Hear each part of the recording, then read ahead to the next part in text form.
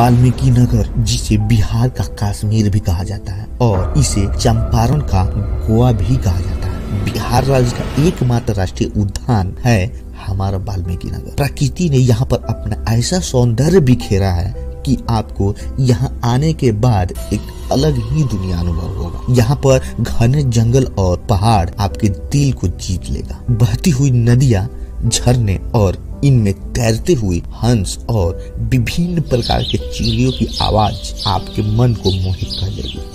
हाथियों की चिंगाड़ और बाघों के दहाड़ आपको डरा तो देते हैं, लेकिन इसका एक अलग ही मजा आता है। गंडक नदी में तैरते हुए नाव और यहाँ के थारू जनजाति के लोकगीत आपके कानों और आंखों पर अपना अलग ही छाप छोड़ते हैं। ऐसा कहा जाता है कि माँ सीता को राम जी ने यहीं पे छोड़ दिया था और यहीं पर लौ और कुश की जन्म भी हुई थी।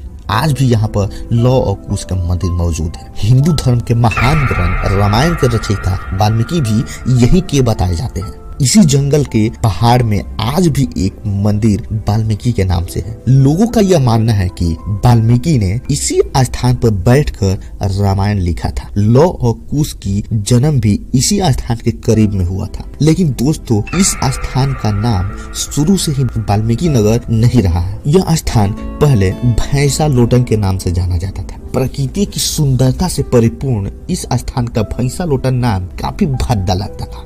रामनगर के सीता गांव के निवासी महंत धनराज पुरी ने इस जगह का नाम बदलवाने का निश्चय किया। वे चाहते थे कि इस खूबसूरत जगह का नाम भी खूबसूरत ही होना चाहिए और उन्होंने ऐसा सोचा, क्यों न इस जगह का नाम उसी महान पुरुष के नाम पे रखा जाए जो रामायण जैसी किताब लिखी, और उन्होंने सोचा इस जगह का नाम वाल्मीकि ही होना चाहिए।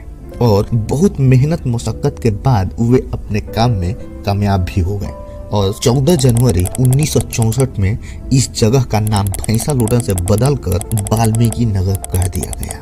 यह एक छोटा सा कस्बा है जिसकी जनसंख्या बहुत ही कम है और चारों तरफ से घने जंगलों के बीच में बसा है यह शहर। चारों तरफ से घने जंगलों के बीच में बसा यह शहर आपको एक अलग ही माहौल अनुभव कराता है। यह गंडक नदी के तट पर बसा हुआ शहर बिहार का काफी लोकप्रिय पर्यटक स्थल है। गंडक नदी के ऊपर एक बड़ा ही भव्य ब्रिज बनाया गया है जो भारत और नेपाल को जोड़ता है।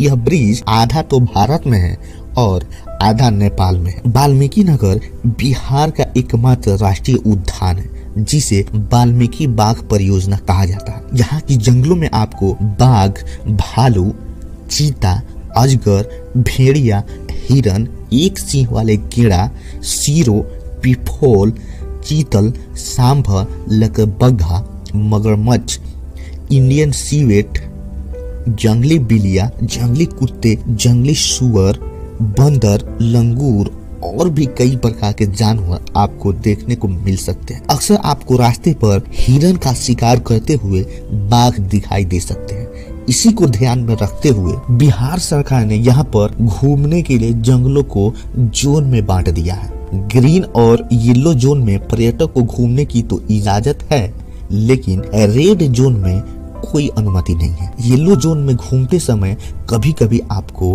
बाघों की दहाड़ डरा सकती है। बिहार सरकार ने यहाँ के क्षेत्र को देखते हुए जंगली सफारी की भी व्यवस्था की है, जिसमें आप बैठकर पूरे जंगल को बड़ी आसानी के साथ घूम सकते हैं और प्रकृति को काफी नजदीक से अनुभव कर सकते हैं। गंडक नदी में नाव का लुत्फ भी उठा सकते हैं। यहाँ पर ठहरने के लिए उत्तम किस्म के होटल भी मौजूद है, जिसमें जंगल कैंप, बम्बू हट, tree house, tent house, four flat काफी मशहूर होटल है। हाल ही में जर्मनी से 2 पर्यटक बंगाल में घूमने आए थे। उन्हें किसी ने कह दिया कि बिहार का वाल्मीकि नगर प्रकृति से काफी जुड़ा हुआ है और आप वहां जाकर प्रकृति को काफी करीब से महसूस करेंगे। तो उन्होंने 2 दिनों के लिए वाल्मीकि नगर में ठहरने का प्रोग्राम भी कर लिया। लेकिन जैसे ही वो वाल्मीकि नगर आए तो इसकी सुंदरता उनके दिल को मोह लिया और देखते ही देखते वो यहाँ पे 2 महीना गुजार दिया। जाते समय उन्होंने एक बात जरूर कही कि वाल्मीकि नगर के पास प्रकृति ने बहुत ही सौंदर्य दिया है, लेकिन यहाँ पर न तो अच्छे ठहरने की व्यवस्था है और न ही अच्छी यहाँ पर यातायात की व्यवस्था है, जिस वजह से यह खूबसूरत जगह दुनिया से अभी तक कनेक्ट नहीं हो पाया है। यहाँ के स्थानीय लोगों का भी यही कहना है कि वाल्मीकि नगर से सटे नेपाल का चितवन क्षेत्र वाल्मीकि नगर से काफी पिछड़ा और छोटा जगह है और उसके पास वाल्मीकि नगर जैसा जंगल और नदियां भी नहीं है, लेकिन फिर भी वहाँ पर पर्यटक ज्यादा आते हैं क्योंकि नेपाल सरकार ने चितवन को पर्यटक के लिए सजा दिया है। लेकिन वाल्मीकि नगर के पास सब कुछ होते हुए भी पिछड़ा हुआ है। हालांकि मुख्यमंत्री नीतीश कुमार जब भी इस क्षेत्र के करीब से गुजरते हैं तो यहाँ पे आके वो जरूर कुछ समय बिताते हैं और इस क्षेत्र को पर्यटक क्षेत्र बनाने की बात भी करते रहते हैं। लेकिन न जाने कब इस क्षेत्र का विकास होगा और कब इसे पर्यटक क्षेत्र के रूप में सजाया जाएगा। दोस्तों, आप सभी को कैसा लगता है? क्या इस सुंदर जगह को और सुंदर बनाना चाहिए या इसे ऐसे ही छोड़ देना चाहिए? वाल्मीकि नगर बिहार का एक ऐसा जगह है जो बिहार के पर्यटक क्षेत्र को आसमान तक पहुंचा सकता है, लेकिन जरूरत है तो बस यहाँ अच्छा व्यवस्था की और इस जगह को खूबसूरत